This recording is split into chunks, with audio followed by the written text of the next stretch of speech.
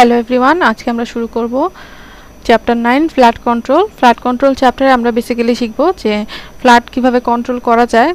আমরা ফ্লাড বলতে সাধারণত এক্সেস অ্যামাউন্ট অফ ওয়াটারটা বুঝি, যেটা এক্সেসিভ রেইনফলের কারণে হতে পারে, বিভিন্ন ধরনের কারণে হতে পারে।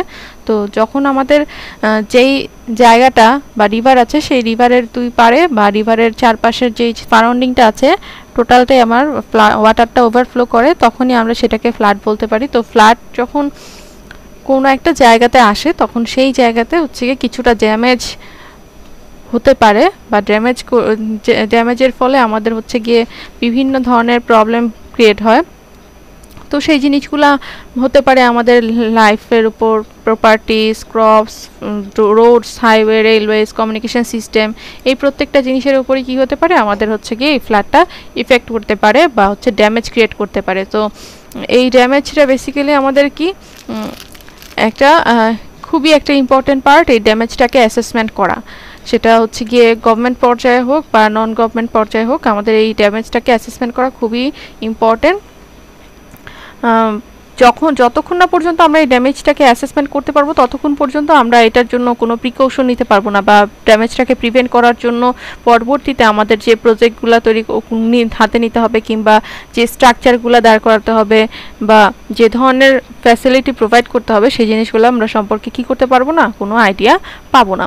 তো এখানে একটা প্যারাতে বলা আছে, the assessment of flood damage is important because in any flood control scheme the government has to be satisfied that the benefits arising out of the contemplated scheme will be more than the cost of the project.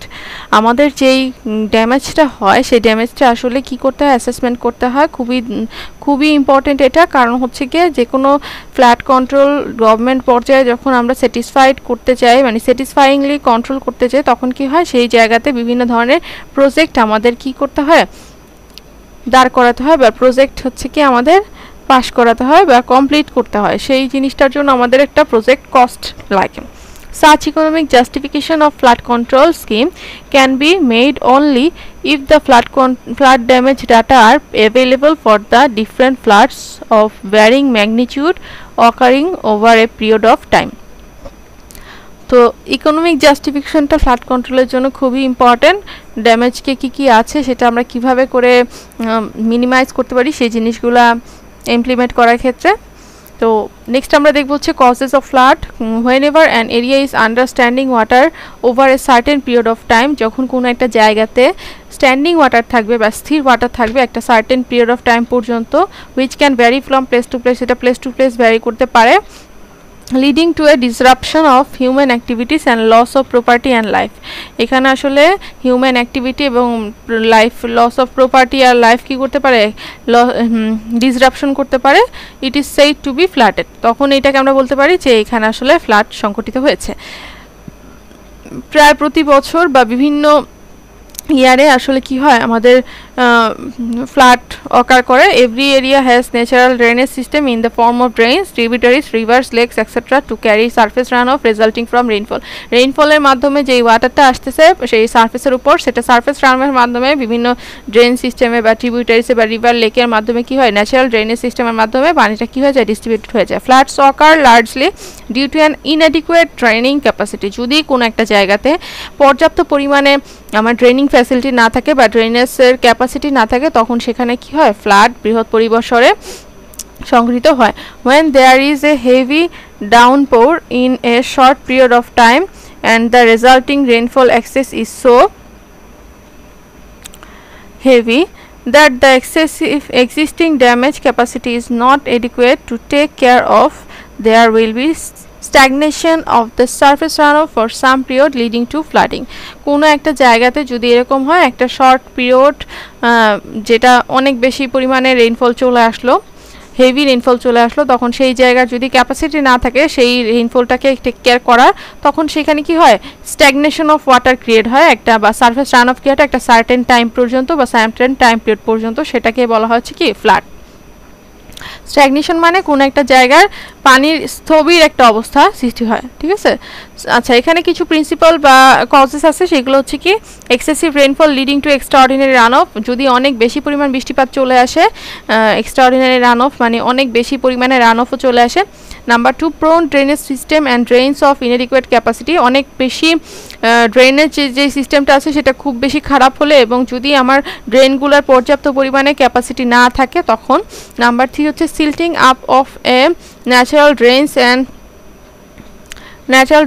river bed from sediments due to erosion in the catchment, কোন একটা জায়গাতে যদি সিল্টিং হয় বা naturally আমার sediment জমা হয় ড্রেনের মধ্যে, তখন কি হয় রিভার বেডে সেডিমেন্ট জমা হওয়ার কারণে সেই জায়গাতে আমার সেই ক্যাচমেন্ট এরিয়াতে হচ্ছে কি হয় ইরোশন তৈরি হতে পারে। এটা এরকম যে কোনো একটা জায়গাতে হচ্ছে কি আমাদের সেডিমেন্ট জমা হচ্ছে, আবার কোনো একটা জায়গা থেকে আমাদের ইরোশন হয়ে বেড মেটেরিয়ালটা অন্য জায়গাতে চলে যাচ্ছে। তো সেডিমেন্টটা আসলে ন্যাচারাল ড্রেনেজ সিস্টেমের মাধ্যমে নিচে যদি জমা হতে থাকে তখন একটা সময় কি অনেক বেশি সেডিমেন্ট জমা হয়ে যায়। আবার কোনো একটা জায়গাতে যদি অনেক বেশি ফ্লো আসে তখন সেইখান থেকে হচ্ছে কি হয় সেডিমেন্টটা আমার কন্টিনিউয়াসলি কি হতে পারে ইরোশন হয়ে অন্য জায়গায় চলে যেতে পারে। Number 4 gradual encroachment of floodplain and area by human settlement and other activities leading to a loss in draining capacity of the river and a consequent rise in the flood level। যদি এরকম হয় যে কোনো একটা flood plane এরিয়াতে human settlement অনেক বেশি হয়ে গেছে, তাদের অ্যাক্টিভিটিস অনেক বেশি হয়ে গেছে এবং ড্রেনিং ক্যাপাসিটি আগের মতো পর্যাপ্ত পরিমাণে নাই, এবং তখন সেখানে কি হয় একটা কনসিকুয়েন্ট লেভেল পর্যন্ত ওয়াটার লেভেল রাইজ করে বা ফ্লাড লেভেল রাইজ করে। The construction of embankments, spar, bridges, weirs, etc. on the river bank and bed leading to the construction of normal width of a river. Such construction, even though localized, will have their effect on the long reach. When the water level will rise, leading to spilling and inundation. কোন একটা জায়গাতে যখন আমরা কোন একটা জায়গাতে বা কোন একটা রিভারের পাশে আমরা যখন রিভার ব্যাংকে এমব্যাঙ্কমেন্ট দেই বা স্পার দেই বা ব্রিজ দেই বা ওয়্যার দেই, তখন সেইখানে যে ন্যাচারাল প্রসেসটা ছিল রিভারের সেই ন্যাচারাল প্রসেসটা থেকে কিন্তু হ্যাম্পার হয়। তখন সেই জায়গাতে কি হয়, তখন সেই জায়গাতে আমাদের হচ্ছে গিয়ে কিছুটা কনস্ট্রিকশন চলে আসে রিভারের উইথে, তখন সে আসলে তার ন্যাচারাল গতিপথ থেকে কিছুটা ডিসরাপ্টেড হয়। তখন সেই অবস্থানে আমার হচ্ছে কি হতে পারে একটা লং রিচ ধরে একটা কনস্ট্রিকশনের কারণে আমার নদীর দুই পারে পানিটা উপচে পড়তে পারে বা ইনন্ডেশন হতে পারে বা হচ্ছে গিয়ে পানি দিয়ে প্লাবিত হতে পারে। তো এই কারণেও কি হয় আমার ফ্লাড হতে পারে। Highly meandering river and consequent high rivers and unstable rivers often change their course, resulting in a great loss of their life and properties. অনেক বেশি মিয়ান্ডারিং রিভার, মিয়ান্ডারিং বলতে বোঝানো হচ্ছে আঁকা বাঁকা কন্টিনিউয়াসলি মুভমেন্ট করছে জিগজ্যাগ পাতের মতো তখন, এবং আনস্টেবল রিভার যে রিভারের স্টেবিলিটি কম, মানে হঠাৎ করে আমার অনেক বেশি ফ্লো আসে হঠাৎ করে আমার ফ্লো নাই এরকম কন্ডিশন, তখন তাদের রিভারের গতিপথটাও খুব দ্রুত চেঞ্জ হয় এবং এটা আসলে খুব সহজে কি করতে পারে লাইফ অ্যান্ড প্রপার্টির লস করতে পারে হঠাৎ করে যখন বন্যা চলে আসে। Sudden fail of water retaining structure such as dams, barrages, embankments etcetera can cause untold damage to life and property. হঠাৎ করে কোনো একটা ওয়াটার কোর্সের বা ওয়াটার স্ট্রাকচারের হচ্ছে গিয়ে যদি ফেইলার হয় তখন সেখানে কি হয় এমন হিউজ ড্যামেজ হয় যেটা হচ্ছে গিয়ে আমার হিউম্যান লাইফ আর প্রপার্টিতে কি করে অনেক বেশি ইফেক্ট করে।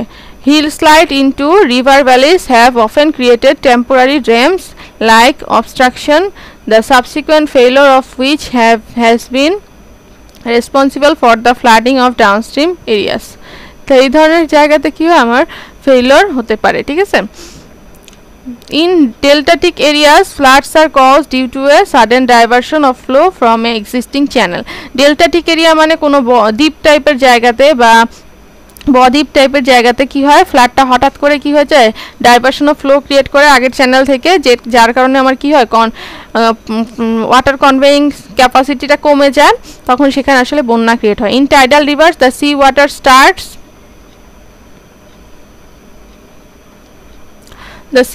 Starts moving up during high tide, leading to a complete blockage of the upland flow in the river. This causes a rise of water level and consequent flooding.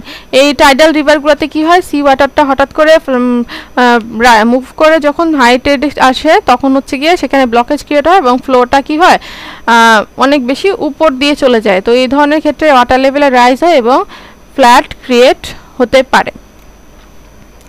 Sea waves from extraordinary storms, যদি অনেক hurricanes like cyclone etc. can flood and cause substantial loss of life property in the coastal areas. Coastal এরিয়াগুলোতে যদি sea wave আসে তখন অনেক বেশি ঝড় যখন আসে তখন সেখানে ফ্লাড হতে পারে এবং আমার হিউম্যান প্রপার্টি আর লাইফের হচ্ছে লস হতে পারে। Excessive snowmelt combined with rainfall run off can cause flood. যখন অনেক বেশি আমার কি হবে, এক্সেসিভ স্নোফল হবে, মেল্ট হয়ে যাবে স্নোটা, তখন সেখানে কি হয়, রেইনফল রান অফের মাধ্যমে অনেক বেশি ফ্লাড ক্রিয়েট হয়। তো এইগুলো মোটামুটি আমার মেজর কজেস। এছাড়া আরও দুইটা টার্ম আছে যে measures, engineering measures for protection of flood prone areas. Various engineering measures adopted for the protection of flood prone areas are based on two principles. দুইটা প্রিন্সিপালের উপর বেস করে আমরা ফ্লাড প্রোটেকশনের মেজার ওয়ার্কটা করতে পারি। সেটা হচ্ছে কি রিডাকশন অফ ফ্লাড পিকটাকে কমাই দিয়ে and improvement of drainage channel capacity to ensure that the given flood can be safely passed without exceeding the maximum permissible level of in the river. Flood পিকটাকে reduce করা আর drainage capacity বা drainage কোন একটা চ্যানেলের drainage ক্যাপাসিটিটাকে কি করা, improve করা, যাতে হচ্ছে গিয়ে আমার ওয়াটারটা কি করতে, ফ্লাডটা হচ্ছে সেফলি পাস করে যেতে পারে, কোনো এক্সেসিভ রান অফ বা এক্সেসিভ ওয়াটার লেভেল রাইজ না করে। ঠিক আছে, তো রিডাকশন অফ পিকের মধ্যে আবার কিছু টার্মস আছে। একটা হচ্ছে construction of storage, construction of storage river in hilly and sub-hilly region. Sub-hilly region বা হিলি রিজিয়নগুলোতে আমার রিজার্ভার তৈরি করতে হবে, কনস্ট্রাক্ট করতে হবে। রান অফটাকে একটা সার্টেন টাইম পিরিয়ড পর্যন্ত আমার কি করতে হবে, রান অফটাকে ধরে রাখার জন্য।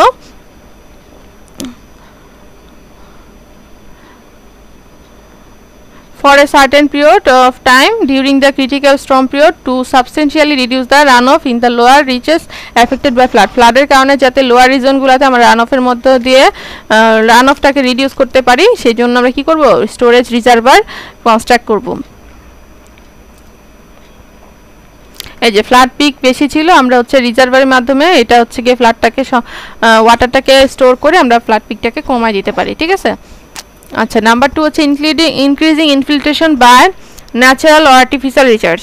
আমরা কোনো একটা ন্যাচারাল আর অথবা আর্টিফিশিয়াল রিচার্জের মাধ্যমে কি করতে পারি, ইনফিল্ট্রেশনটাকে ইনক্রিজ করতে পারি। সেটা হতে পারে আমার হিউম্যান হ্যাবিটেশন, ইন্ডাস্ট্রি, রোডস, এই জিনিসগুলো যখন হচ্ছে গিয়ে চলে আসছে কোনো একটা জায়গাতে, অনেক বেশি পপুলেশন চলে আসে, তখন সেখানে বাড়িঘর নির্মাণ করা লাগে, তখন সেই জায়গায় আসলে আমার নর্মাল যে ভেজিটেশন গ্রোথ হলে যেরকম করে ইনফিল্ট্রেশন হয়, তখন সেই পেভ জায়গাটাতে কিন্তু সেই রকম করে আমার ইনফিল্ট্রেশন হয় না, তখন আমার ইনফিল্ট্রেশনের পরিমাণ কি হচ্ছে, কমে যাচ্ছে। তো বাকি ওয়াটারটা কি হয়ে যাচ্ছে, আমার লস হয়ে যাচ্ছে। তো এই জিনিসটাকে আমরা যাতে ডাইভার্ট করে অন্য একটা একুইফার বা অন্য একটা রিচার্জের মাধ্যমে যদি ধরে রাখতে পারি, যেটা হচ্ছে গিয়ে পরবর্তীতে আমার ওয়াটার রিসোর্স হিসেবে পাম্পিং করে আমরা ইউজ করতে পারবো, তখন সেইটা আমার হচ্ছে গিয়ে কোনো একটা জায়গার ফ্লাড লেভেলটাকে কি করে দিতে পারে, রিডিউস করে দিতে পারে।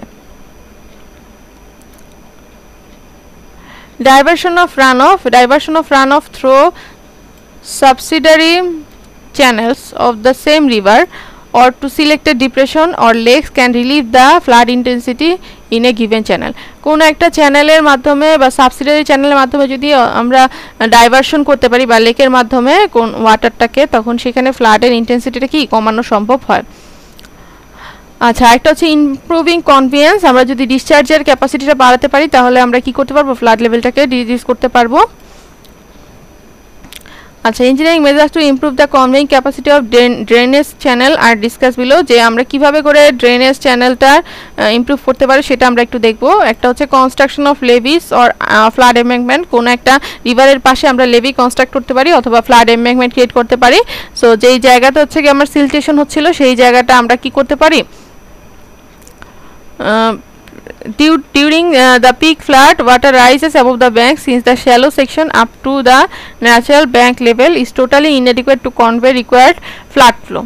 The provision of flood embankment not only prevent spilling but also offer much greater area and hydraulic radius. এটা এমন না যে আমার হচ্ছে গিয়ে ফ্লাডটাকে রিডিউস করার জন্য আমি শুধুমাত্র এমব্যাঙ্কমেন্ট দিব, আমাকে অবশ্যই এই রিভারের যে সেকশন আছে সেই সেকশনের এরিয়া যাতে বেশি প্রোভাইড করতে পারি বা হাইড্রোলিক রেডিয়াস যাতে আমরা বেশি পাই সেটাও আমাদের কি করতে হবে, খেয়াল করতে হবে।